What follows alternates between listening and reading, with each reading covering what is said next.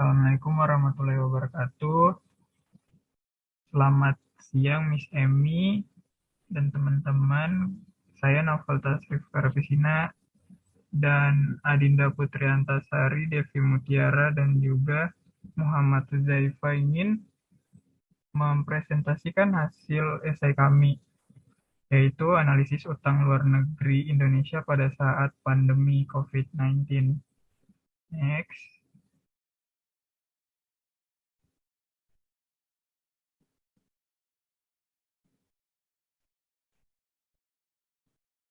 Latar belakang pembangunan ekonomi di suatu negara merupakan suatu kewajiban bagi pemerintah. Utang luar negeri dirasa menjadi sangat krusial jika dilihat dengan adanya kebutuhan yang terbilang banyak untuk sebuah negara.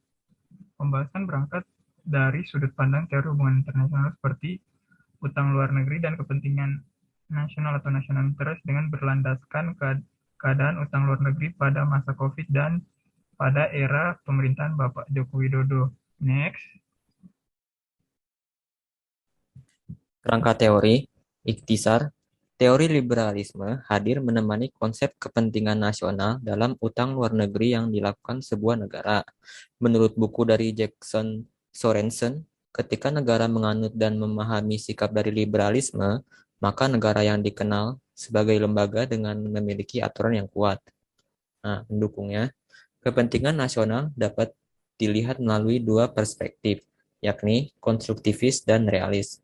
Keduanya memiliki pandangan yang berbeda mengenai kepentingan nasional atau national interest. Konstruktivis melihat bahwa kepentingan nasional sebagai suatu kebutuhan yang memiliki legitimasi dan diakui oleh negara. Next.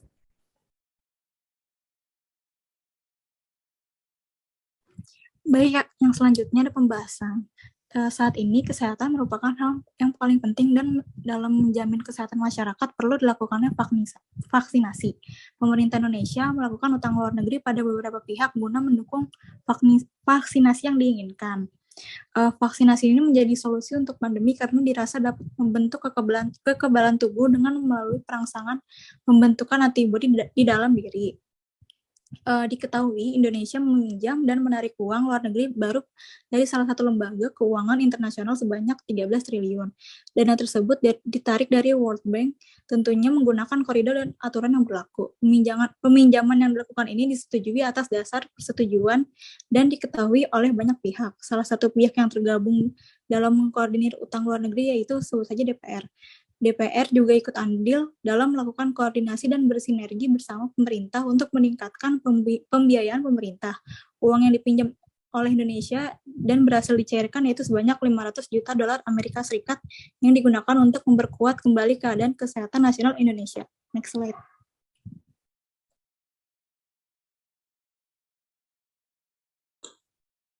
Selanjutnya kesimpulan berdasarkan pembahasan yang telah digambarkan, secara singkat dapat dilihat bahwa keberadaan utang luar negeri di Indonesia tidak hanya pada salah satu periode pemerintahan saja, akan tetapi sejak awal kemerdekaan Indonesia, utang luar negeri ini menjadi salah satu hal yang pada akhirnya menjadi sebuah warisan untuk pemerintahan selanjutnya. Kebutuhan ekonomi yang kian meningkat setiap tahunnya tentu mendorong pemerintah untuk melakukan utang ke luar negeri. Warisan utang yang selalu ada dalam setiap periode kepemimpinan presiden ini hadir dikarenakan setiap periode kepemimpinan presiden selalu memiliki permasalahan atau kepentingan yang berbeda-beda sehingga mendesak pemerintah untuk mengambil tindakan. Melihat kondisi perekonomian Indonesia yang terus merosot diakibatkan pandemi COVID-19, pemerintah Indonesia yakni Presiden Joko Widodo dengan Menteri Keuangan Indonesia yakni Sri Mulyani membuat keputusan untuk melakukan pinjaman kepada negara dan lembaga internasional lainnya. Keputusan yang dibuat oleh pemerintah Indonesia itu tentu saja berdasarkan pertimbangan-pertimbangan yang matang dan juga melalui diskusi panjang dengan berbagai pihak.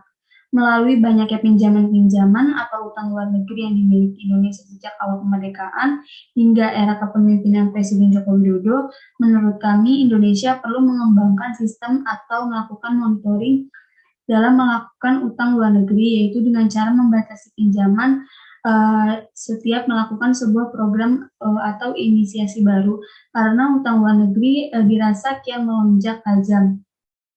Pemerintah menurut kami bisa mengakali kebutuhan anggaran rumah tangganya melalui peningkatan pembayaran pajak dari masyarakat itu sendiri, sehingga uang yang didapatkan dapat dialokasikan pada tempat yang sewajarnya dan sesuai dengan kebutuhan yang diperlukan pemerintah atau rakyat Indonesia.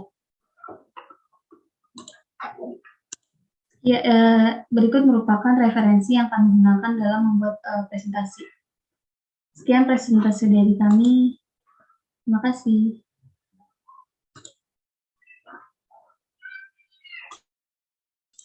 Udah kan ini ya? Udah ke pause, belum stop recording.